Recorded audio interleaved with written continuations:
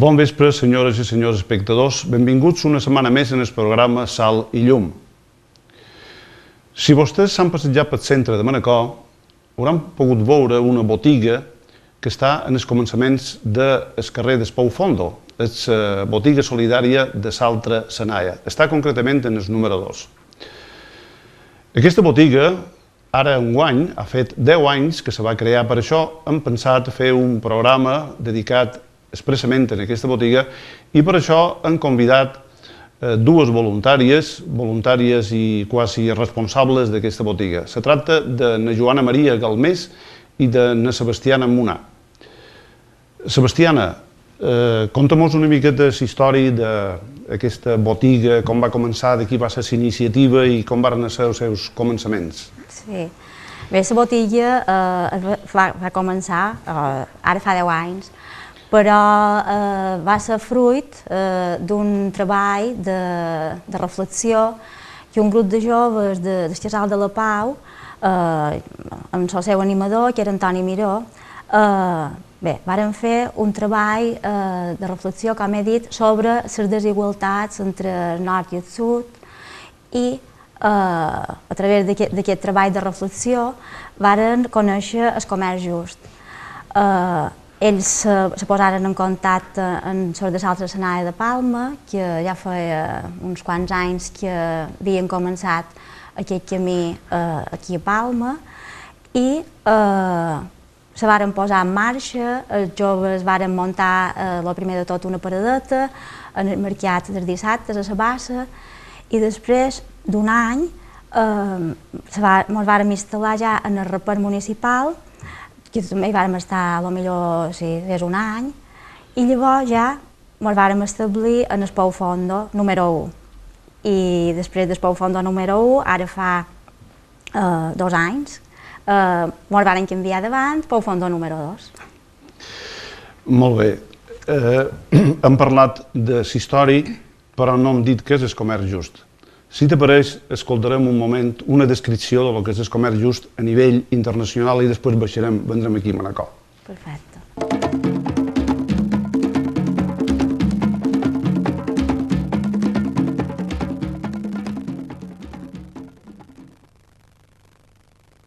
Una facturació de milers de milions de pessetes, tones de productes importats cada any d'Àsia, d'Àfrica i d'Amèrica Llatina en milers de contenidors, 100 organitzacions en 15 països europeus, més de 3.000 botigues especialitzades, 50.000 voluntaris.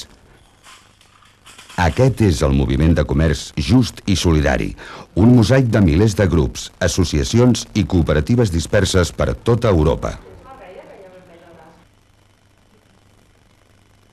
A través d'una gran xarxa de relacions directes amb el tercer món, les organitzacions de comerç just compren i distribueixen productes d'artesania, tèxtils i d'alimentació procedents de 44 països del sud. Es calcula que uns 5 milions de persones del tercer món es beneficien d'aquestes activitats comercials, que contribueixen així al desenvolupament de les regions més pobres del planeta. 35 anys després del seu naixement a Holanda, aquest mercat alternatiu ha pres avui dimensions sorprenents gràcies a l'esforç de molts grups de voluntaris.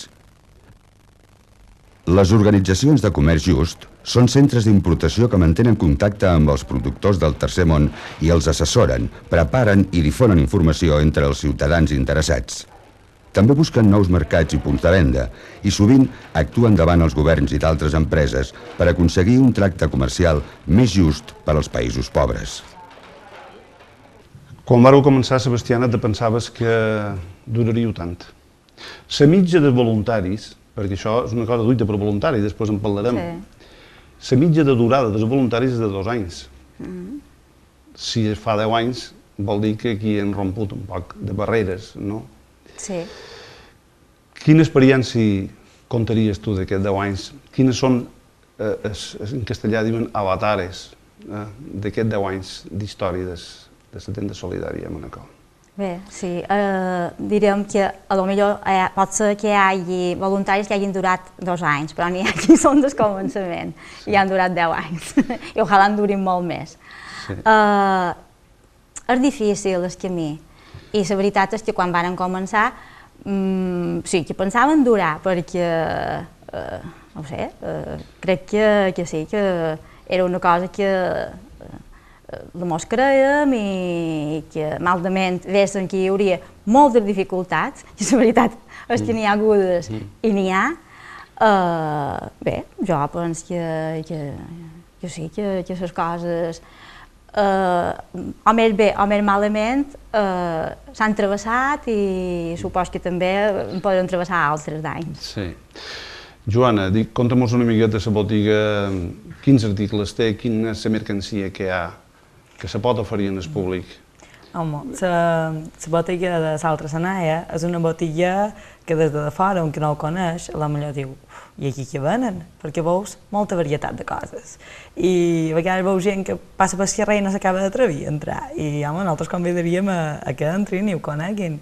A Llúria tenim una gamma de productes molt diversa, com he dit, i per una part hi ha el que és l'alimentació, que és un producte que és bo de fer, que tingui un consumidor fidel.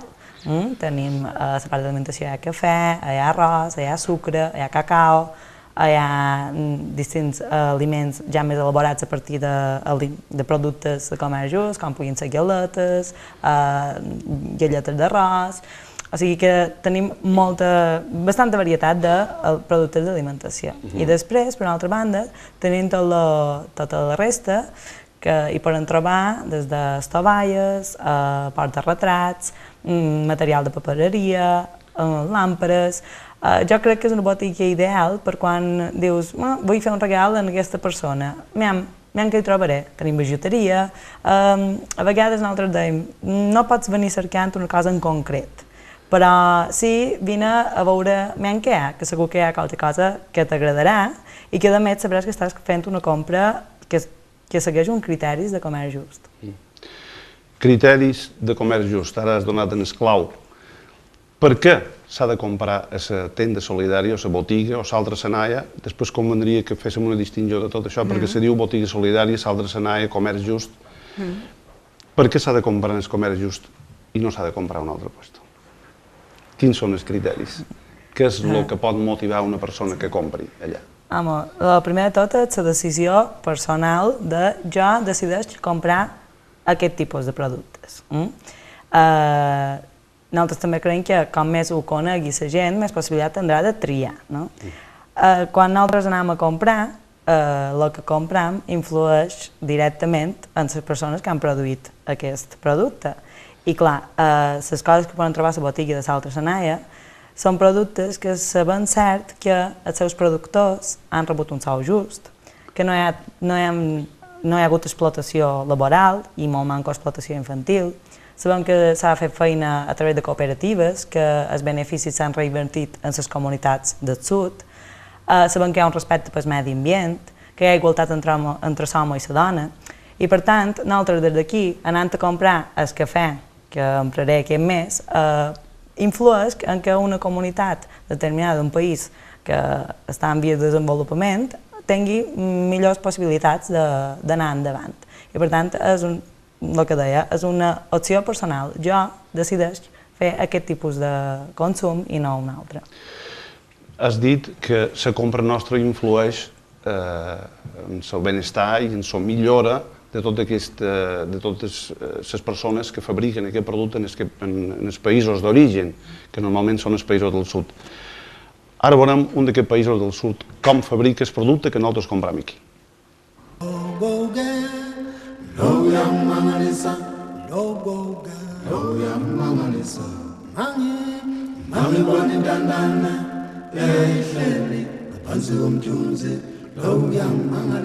– 80 dels 175 països del tercer món depenen en més del 50% de la seva economia, de les seves matèries primeres, com Kènia, que depèn en un 55% de les exportacions de te i cafè, la majoria produït en grans plantacions, herència de l'època colonial.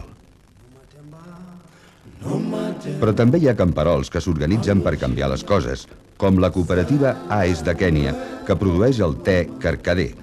Amb els guanys de la venda d'aquest te, la cooperativa centra els seus esforços en la instal·lació d'una xarxa de distribució d'aigua per al consum humà i per al regadiu de 425 terrenys de cultiu.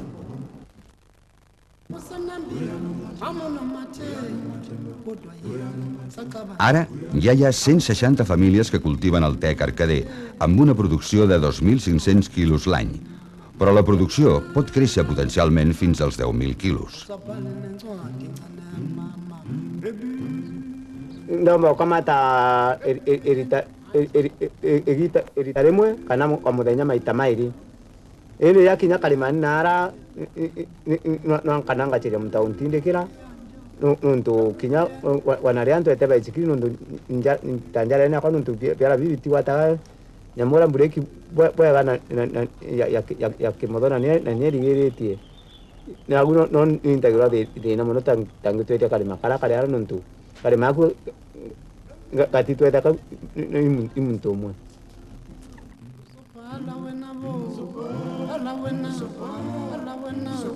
L'experiència de la comercialització del te carcader va començar l'any 1991 i continua actualment amb l'exportació de 2 contenidors per any. Abans d'això, els canians s'havien posat en contacte amb una empresa europea que els volia comprar el producte sense envasar a $1 per quilo. Ara, les organitzacions de comerç just els paguen $10 per quilo ja envasat.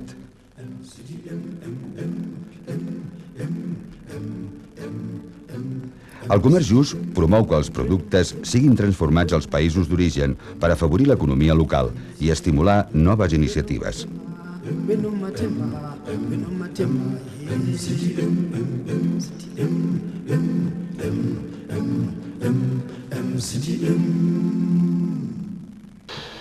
Sebastiana, quins són els articles normalment més sol·licitats a la tenda solidària? L'alimentació, perquè també és una cosa que consumim diàriament, que no... Sí, bé, que la necessitat cada dia que diguéssim són el més sol·licitat. I també per nosaltres estan contents perquè al cap i la fi els articles de decoració no són tan essencials per la vida diària.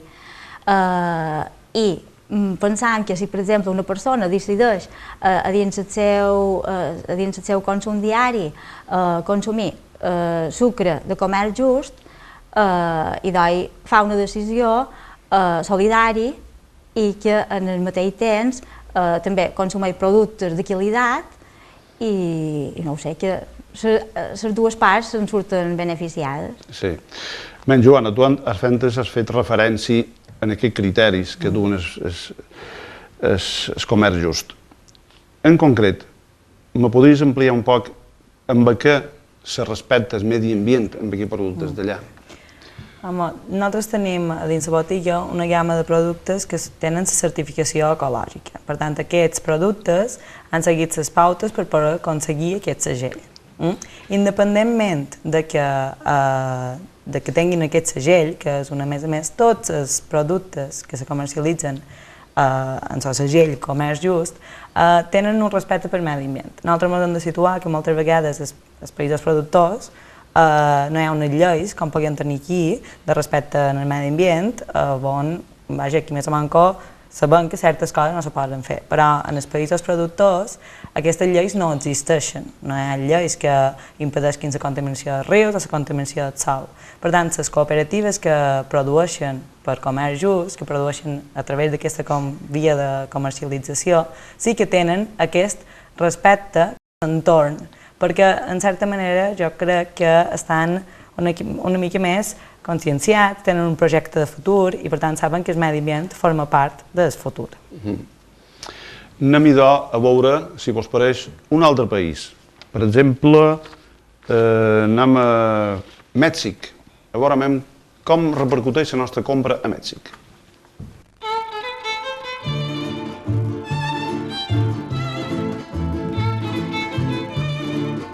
El cafè és la matèria primera que mou més divises del món després del petroli. 100 milions de persones en tot el món viuen del cafè i alguns països depenen de les exportacions de cafè en més d'un 80%. Per a la major part de la població indígena de Chiapas, al sud de Mèxic, el cafè és la seva única font d'ingressos. Una família produeix una mitjana de 15 sacs de cafè a l'any. Cada sac és de 57,5 quilos. Això significa uns ingressos d'unes 185.000 pessetes l'any.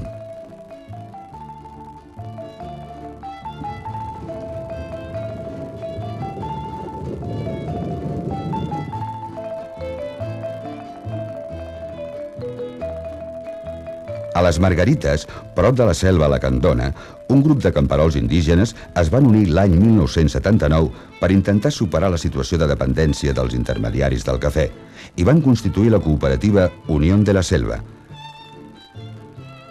Avui, la cooperativa aplega 1.400 famílies de 48 comunitats. Gràcies a la seva lluita i amb l'ajut de les organitzacions de comerç just, les comunitats de Unión de la Selva han aconseguit sortir de la pobresa extrema i obtenir un millor preu pel seu café. Entonces, esta manera del comercio justo ahora, que va a la cadena un poco más cercana al productor, es la manera más directa, sin estarle dando otras vueltas.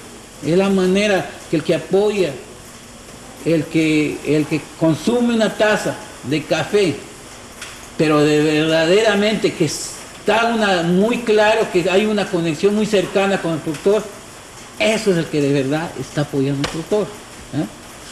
Porque es directo, ¿eh? No hay intermediarios en medio, ¿eh? Se quita ese intermediario en medio. Esto es lo que he visto, que es lo más importante entre el productor y el consumidor. L'any 1989, Unión de la Selva va iniciar el cultiu del cafè amb mètodes biològics. Avui exporta un cafè d'alta qualitat que no contamina la terra i aporta als seus camperols uns ingressos més dignes. Des de 1996, Unión de la Selva ven el seu cafè biològic a Altercafé d'Espanya. Altercafé és una iniciativa de comerç just conjunta de Setem i Alternativa 3. Altercafé paga als camperols d'Unión de la Selva 237.000 pessetes pels 15 sacs, enfront de les 185.000 del mercat normal, suposant un 28% d'increment, i que es manté per damunt de les fluctuacions de la borsa. Aquest preu inclou un suplement de solidaritat de 10.000 pessetes com a contribució per a projectes comunitaris i un altre suplement de gairebé 30.000 pessetes per la major quantitat de treball que implica el cultiu biològic.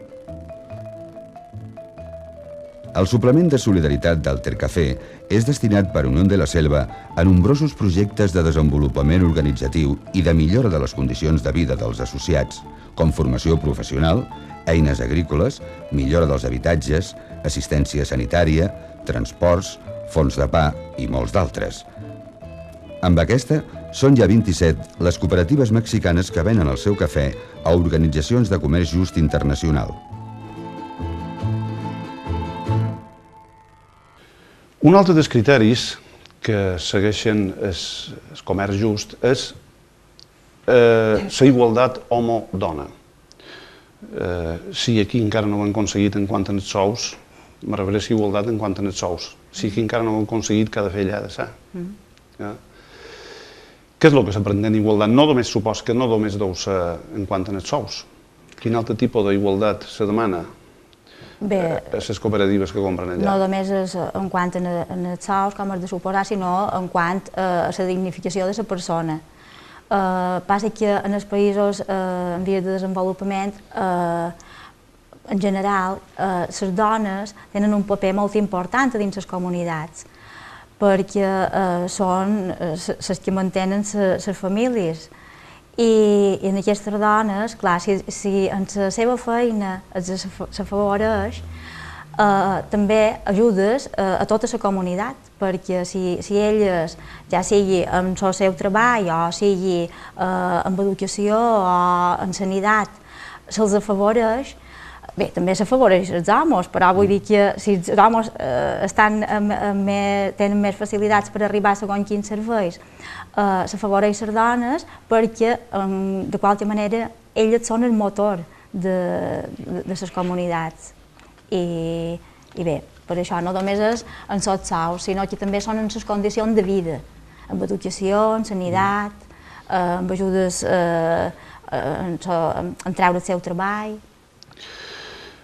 Treball sense explotació infantil.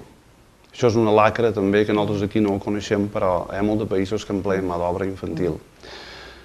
En què consisteix aquesta mà d'obra infantil que el comerç just no compra en aquestes firmes que empleen mà d'obra infantil?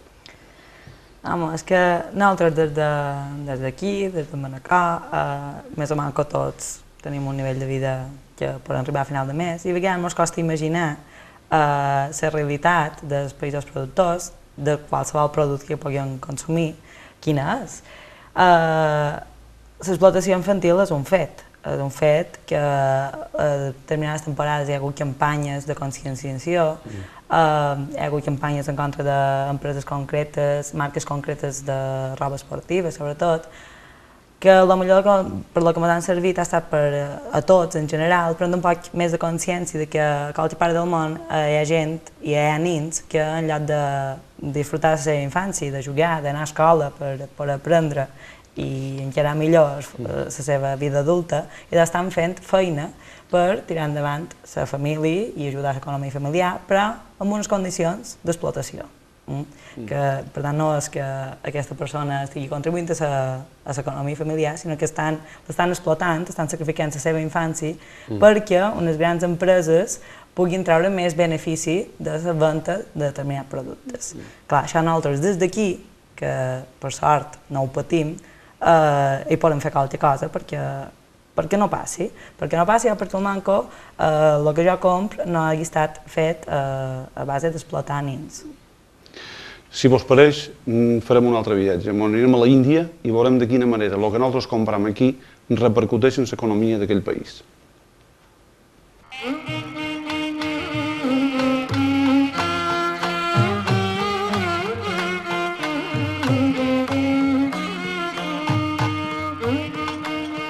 La Índia és un país on hi viu més gent que Europa, Canadà, Estats Units i Japó junts. Entre tota aquesta població, es calcula que hi ha uns 45 milions de nens treballadors. En els tallers de fusteria de Jaharampur, una ciutat situada a 160 quilòmetres al nord de Nova Delhi, també és freqüent el treball infantil. La tradició d'aquesta artesania es remunta a diversos segles. Al centre de la ciutat hi ha unes 15.000 persones que viuen de l'art de la fusta. Però generalment, el mercat està dominat per un restringit grup d'intermediaris que proveeixen la fusta, presten diners per a les inversions en els tallers i finalment compren el producte acabat. Aquesta total dependència dels intermediaris redueix sovint els artesans a la condició d'esclaus.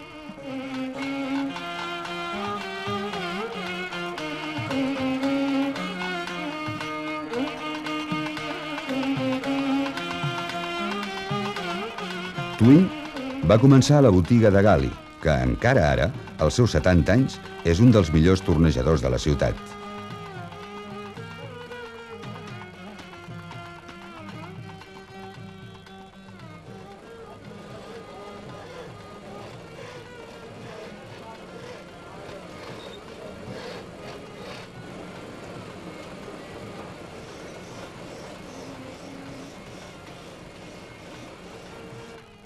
What we tried to do was to change the first thing, that was the product. And by changing the product, we mean by making products which could be easily made from small quantities of wood, increasing the wages so that the minimum amount of wood was used to increase the input of working on it. And third was a good method for training up people. En la seu de Twin s'han format fins avui més de 1.500 artesans. Les persones que hi treballen tenen un salari més alt, una normativa laboral i unes condicions de salubritat molt millors que les habituals a l'Índia.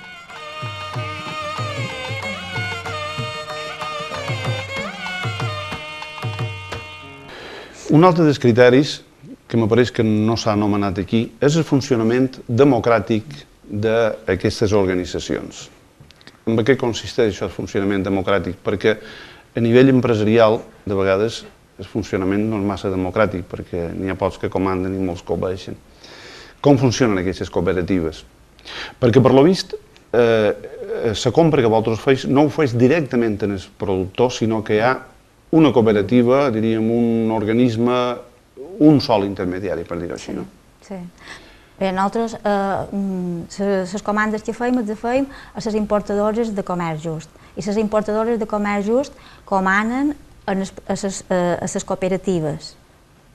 I les cooperatives tenen els associats, els cooperativistes, i de tant en tant s'hi pot anar afegint petits productors que no formen part d'aquelles cooperatives, però que sí que un moment donat poden vendre els seus productes a través de les xarxes de comerç just.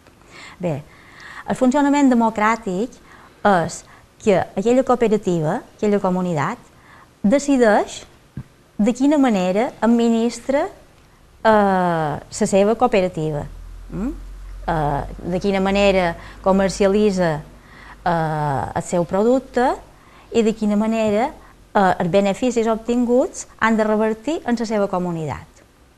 Se fa amb assemblees i democràticament se decideix cap a on volen anar. Aquest és el funcionament. Sí, i els preus en realitat dels articles, qui és que les fixa? Com se fixen els preus d'aquests articles? En base a què? Ho saps? Bé, jo amb això no seré molt exacta, però bé, com que tota la cadena comercial, que cap i la fi és una cadena comercial de comerç just, tota aquesta cadena, botilla, bé, començarem, productors, importadores i botilles, tots aquests segueixen els criteris de comerç just, és a dir, si s'ha de donar uns sous justs, bé, s'ha de ser respectuós en el medi, també, si s'ha de... Bé, tots els criteris, tota aquesta xarxa l'ha de complir, no només la botilla i els productors, tots els que intervenen. Bé, d'aquesta manera, com que les cooperatives tracten directament amb l'importadora, se posen en comú de quina manera s'ha de comercialitzar i són ells els que decideixen els preus. L'importadora, quan s'han posat d'acord, de quina manera s'han de fer les entregues, de quina manera potser s'ha d'exportar, una sèrie de condicions així, productor, importadora, se fixen uns preus. I aquests preus, les importadores garanteixen que en els preus que els donen als productors, ells poden sembrar o fer la seva producció i que no hi tindran pèrdues, que hi tindran guanys. Això els ho han d'assegurar. Aquest preu ja se fixa de manera que, segons el nivell de vida dels productors, d'allà de la comunitat productora, aquests preus han de ser justos, ja, saps? Se posen d'acord així. I llavors, també, les importadores, en el moment que comanen el gènere, els han d'assegurar unes relacions comercials a llarg termini.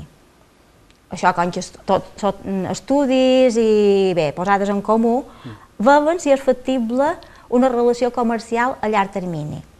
Si aquesta relació comercial a llarg termini, la importadora ja veu que no és possible, d'entrada ja veu que no és possible, ja pràcticament no comencen, perquè el que no volen és que aquella gent, els productors, tinguin unes expectatives que llavors no seran factibles.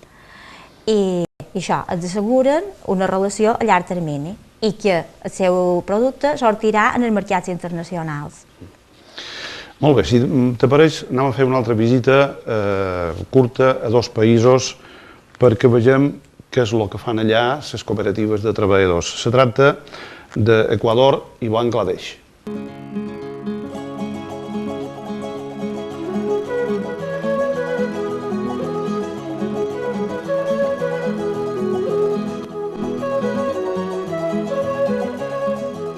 En el context del tercer país més endeutat del món en proporció a la seva economia i amb una tassa d'atur del 50%, l'any 1985 neix MCCH, una organització que apareix a partir d'una experiència de comercialització alternativa en un barri popular de Quito.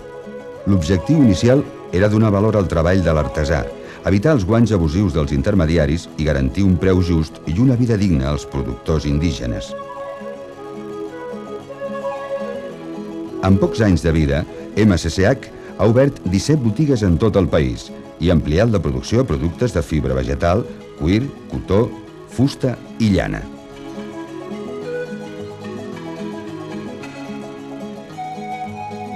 Després de diversos intents, els tallers de dones de MCCH s'han constituït en més de 100 cooperatives. Aquestes cooperatives busquen trencar el monopoli que els intermediaris exerceixen sobre la compra de la llana. Les vendes a Europa a través del comerç just han permès enfortir la seva independència i augmentar notablement el guany de les dones.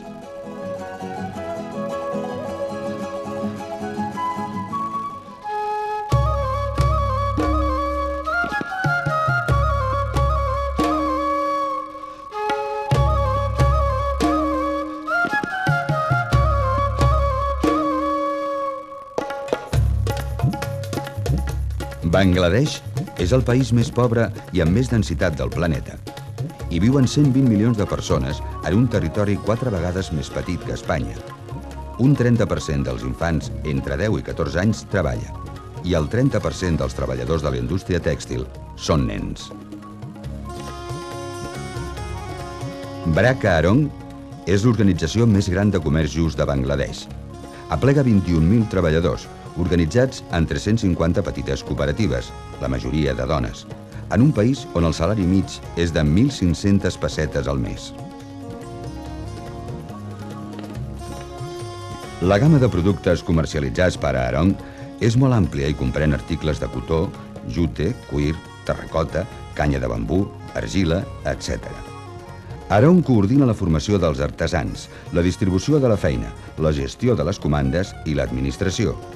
Una tercera part de la producció s'exporta a través de les organitzacions de comerç just i la resta es ven en diverses botigues del país. A partir de 1995, Satem, amb la col·laboració d'Alternativa 3, va iniciar la comercialització a Espanya de samarretes de Brakha Arong de Bangladesh.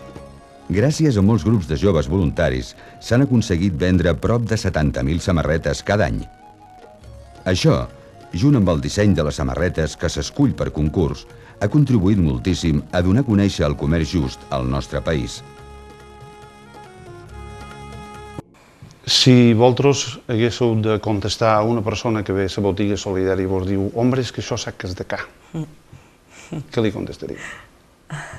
Bé, hi ha de tot. Hi ha de tot. Hi ha de tot. És ben veure que hi ha de tot, perquè hi ha productes que jo he notat, sobretot en sac aquí va entrar a l'euro, que a la botiga de l'altre escenari han tornat barats, perquè han tingut una pujada de preus en general i a la botiga els preus s'han mantingut, perquè parteixen del principi que s'ha de pagar lo just, no? Això per una banda, hi ha coses que són molt barates, que nosaltres ens sorprenem i estan contents perquè també són accessibles a una major, a més gent. Però després dels productes d'alimentació, partint que tot és una decisió personal, jo a vegades m'agradaria fer la reflexió de dir quant de cafè consumeixes tu en tot un mes? La teva economia, la de cadascú, se pot permetre en un mes que deus consumir un paquet de cafè, si arriba, pagar 50 cèntims més, €1 més, o 20 cèntims més, depèn del país on s'ha produït, i a més disfrutar d'un cafè que tu saps que primera és bo, t'agrada, té bon gust, i segona és bo per tothom. És que jo no crec que sigui que i a més ens hem de situar crec que en quin percentatge de l'economia nostra de cadascú, de casa seva, dediquem a aquests productes i quin increment suposa, que jo no crec que per això nosaltres ens ho podem permetre. Són dos arguments que se li pot donar. Una és la qualitat, que per tu no n'hem parlat massa, però crec que la qualitat també és important en aquest article, i l'altre és el caràcter solidari, que sabem ben bé que no hi ha especuladors intermediaris que s'aprofitin d'això, sinó que va directament en el productor. Crec que això és l'essencial. Bé, deixem de parlar això i ara hem de fer menció a una persona que ha estat clau i ha estat vital per al funcionament de la tenda solidària, que és na Petra Monar. Sebastiana, me sap greu haver de fer menció en això, però és que és necessàriament. Què va ser na Petra Monar per la tenda solidària? Bé, na Petra era una persona que allà on ella deia jo me compromet, hi solia ser. I per ell el comerç just era una cosa important, de compromís, una cosa que la se creia de... bé, una cosa, sí, que se'l creia de bon de veres, que era una manera de canviar el món i I bé, hi feia molta feina. Hi feia molta feina, hi passava moltes hores, hi passava molt de gust també, tenia qualque nerviada, però... Això és normal a qualsevol negoci. Sí, crec que... Bé, per ella va ser una cosa important, conèixer el comerç just i poder-hi fer feina. Jo crec que ella se'n va anar, però se'n va anar, en certa manera, satisfeta d'una feina feta perquè era l'ànima de la tenda solidària durant pràcticament aquests 8 anys, perquè ella ara ha fet 10 anys. I crec que no estaria malament que tinguéssim un record d'ella, si vos pareix. Veiem unes imatges d'un programa que vàrem fer sobre la botiga solidària en Petra Monar i també unes imatges d'un petit homenatge o memorial que vàrem fer a les monges benedictines.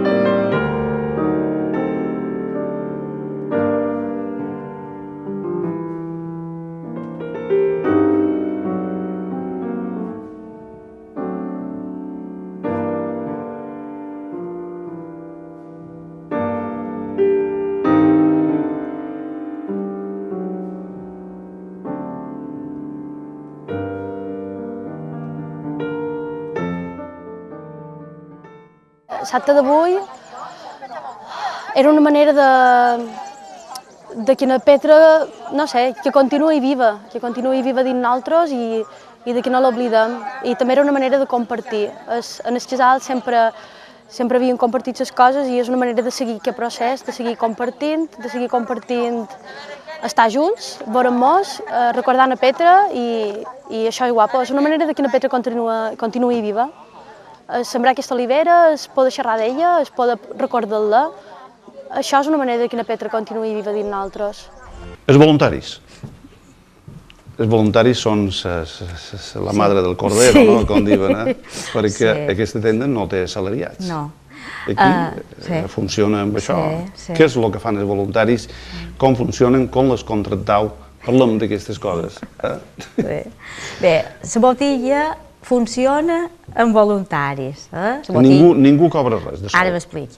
A qualque moment, de manera puntual, han tingut personal contractat, però ha estat amb ajuda de la Direcció General de Cooperació. La Direcció General de Cooperació destina unes ajudes per cooperació i per sensibilització. I nosaltres demanam ajuda per sensibilització, per donar a conèixer el comerç just aquí, a Manacor. I si tenim ajuda, per la campanya de Nadal solen contractar qualcú a mitja jornada. Si no, com ara, no mos han lançat a tenir... Perquè no hi ha subvencions. Perquè, no sé, encara estem en tràmit. Sí, això, sí. Però bé, els voluntaris cobreixen tota la setmana per tenir la botella oberta, de matins i de cap vespres. N'hi ha d'altres que no poden venir a la botella i que col·laboren amb altres coses, comptabilitat, fires, bé, altres coses que també, comandes, coses d'aquestes que són necessaris per no només tenir oberta la botella, sinó que també rerefons de... Bueno, Anem a veure exactes d'aquests 10 anys, segurament què és el que heu fet, perquè la gent s'enteri un poc, perquè malament s'hagi fet publicitat. És evident que hi ha persones dins el públic que són més sensibles en aquest tema uns que els altres. Què és el que heu organitzat? Fem-nos una pinzellada de lo que heu fet totes aquestes fetges. Home, a principi d'any vam dir web i enguany fa 10 anys i haurem de fer qualque cosa. Perquè, clar, 10 anys són molts d'anys per una entitat que funciona amb voluntaris i que hem anat estirant entre tots un poc esquerra. I, clar, vam pensar què podem fer per celebrar aquests 10 anys i al mateix temps per intentar que sigui un nou impuls en el comerç just, per intentar arribar a que més gent conegui el que és el comerç just. I res, pensant, vam pensar que primer havíem de fer un sopar de celebració. Un sopar de celebració que fos un lloc de trobada per tota la gent que d'una manera o l'altra ha col·laborat al llarg d'aquests 10 anys en la botiga, amb voluntaris, amb gent que ha estat fidel, comprador de, per exemple, la mel a la botiga de comerç just. I res, vam pensar de fer un sopar de celebració a mitjan octubre.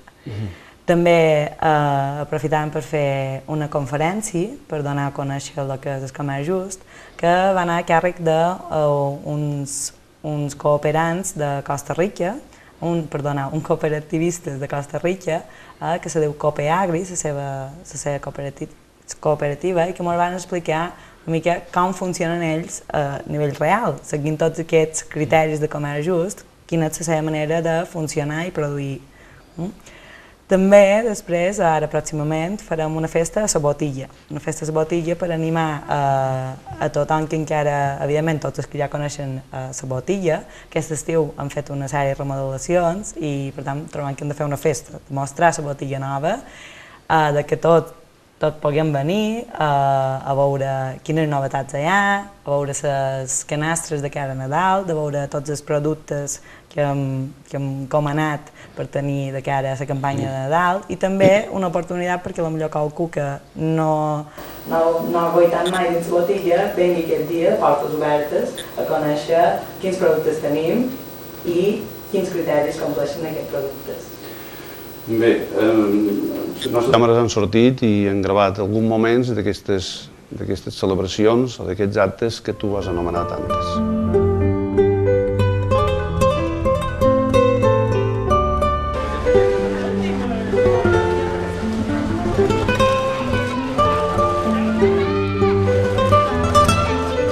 Aquest sopar, per una banda, és celebrar 10 anys de comerç just a Manacor, això és la primera, i segona és una manera de donar a conèixer tots els productes que pots comprar a Salta Sanaia, perquè hem fet un sopar amb els productes de Salta Sanaia, llavors, degustant el sopar, pots saber tot el que pots fer amb els productes de Salta Sanaia.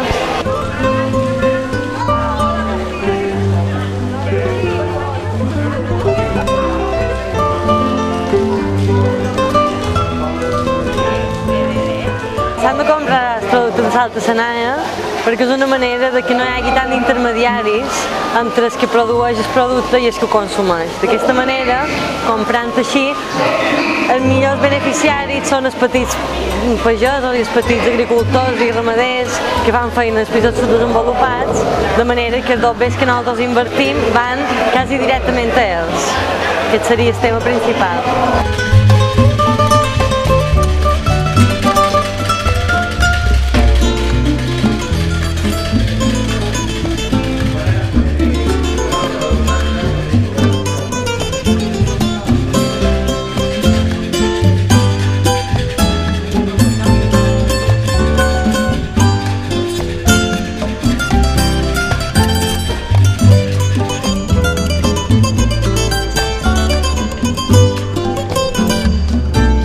Nosaltres aquí hem vingut avui a celebrar els 10 anys que fa que vam posar aquesta botella de comerç just.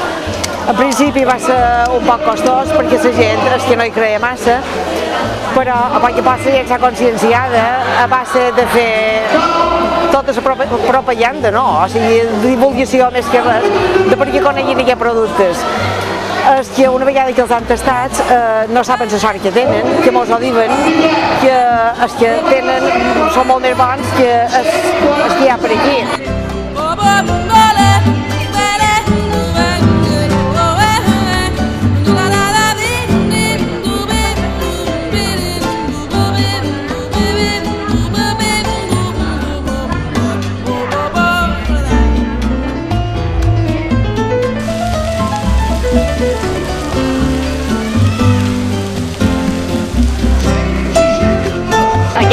projecte simplement un sopar per celebrar els 10 anys de Salt Arsenaya de Manacor, i de qualque manera era una manera de reunir a tots els voluntaris que han passat durant aquests 10 anys, voluntaris, clients i amics, i a tota la gent que de qualque manera ha donat suport en aquest projecte.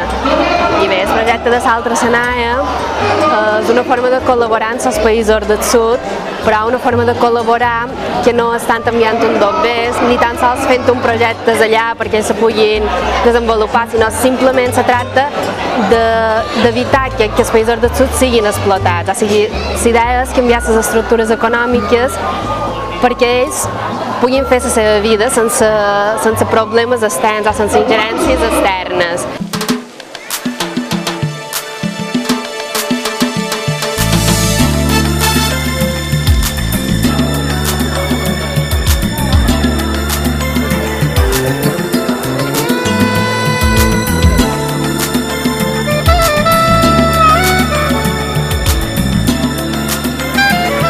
Celebrant 10 anys de la tenda solidària, qui ho diria? Recordo jo l'any 96, quan començàvem a xerrar de la necessitat de canviar unes quantes coses en el Casal de la Pau i obrir dues altres realitats, i va sortir la idea aquesta de fer una tenda solidària. No sabíem ben bé el que era, però coneixien la necessitat d'obrir-nos a un altre món molt més globalitzat i recolzar els països del sud. Així va sorgir la idea de Salt Arsenaya. Va ser difícil al començament, molt difícil, amb la Petra Monà i un grup de joves, viatges a Palma, xerrar amb els encarregats de Salt Arsenaya de Palma, venir, anar, cercar locals.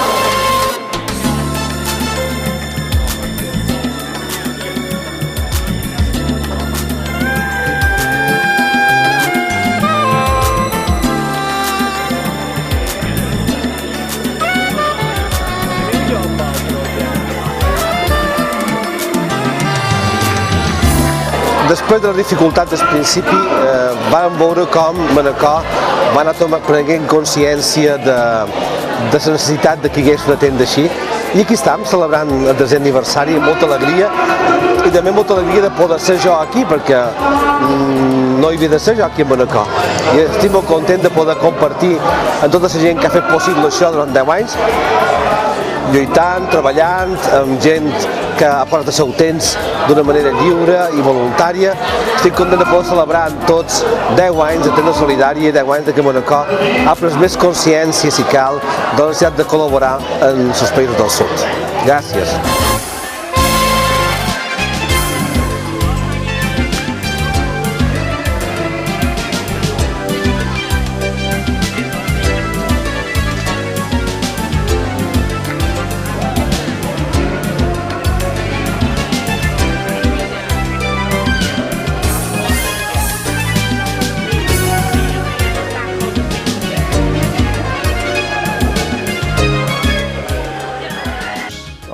Acabar la nostra entrevista, i jo voldria que ens diguéssiu qualque cosa que motivéssiu una miqueta els espectadors que estan veient el programa perquè s'animin a comprar. Jo no vull deixar l'ocasió de felicitar la Joana Maria perquè el sopar se va fer a través del restaurant Da Vinci. És una publicitat que crec que la se mereix per tota la feina que ha feta. I convidam a la gent que també hi vagin qualque dia perquè saben que tenen la seguretat que aquest restaurant està col·laborant amb una causa noble com és la tenda solidària. Teniu les càmeres a la vostra disposició perquè feu un darrer comentari. Bé, jo primer de tot donar les gràcies a tothom perquè crec que això, que aquests 10 anys els hem fet entre tots. I gràcies. Llavors, dir que jo estic convençuda que el comerç just és una forma de canviar el món. Pareix que en petites coses no aconseguim res, que tot s'ha de fer a gran escala. Però jo penso que nosaltres a gran escala potser no podrem fer res, però que sí, consumint just, sí que farem que la gent dels països del sud en el seu treball, que el treball dignifica la persona, en el seu treball puguin tenir una vida més digna, més de persones, que és el que la persona se mereix, la persona. Joana? A partir d'aquest fet, que nosaltres creiem que en petites coses sí que poden canviar el món, jo a més es remetria a cada persona que pensàs veure si la realitat és la que li agrada, i si no li agrada, que s'animàs a fer qualque coseta. I no fa falta fer grans coses, sinó que poden començar fent petites coses que influeixen moltíssim en la millora de societats concretes. I una cosa concreta és, mira, canviar la compra de cafè, comprar cafè de comerç just. Coses senzilles que serveixen per molt. Molt bé, moltes gràcies, Joana Maria, moltes gràcies, Sebastiana. Hi ha una dita que diu: la mà, si li faltés una gota, ja no seria la mà. Anem a posar entre tots una gota perquè la mà sigui la mà. Moltíssimes gràcies, senyors espectadors, per la vostra atenció, i la setmana que ve tornem a estar amb vosaltres en el programa Sal i Llum. Bona nit.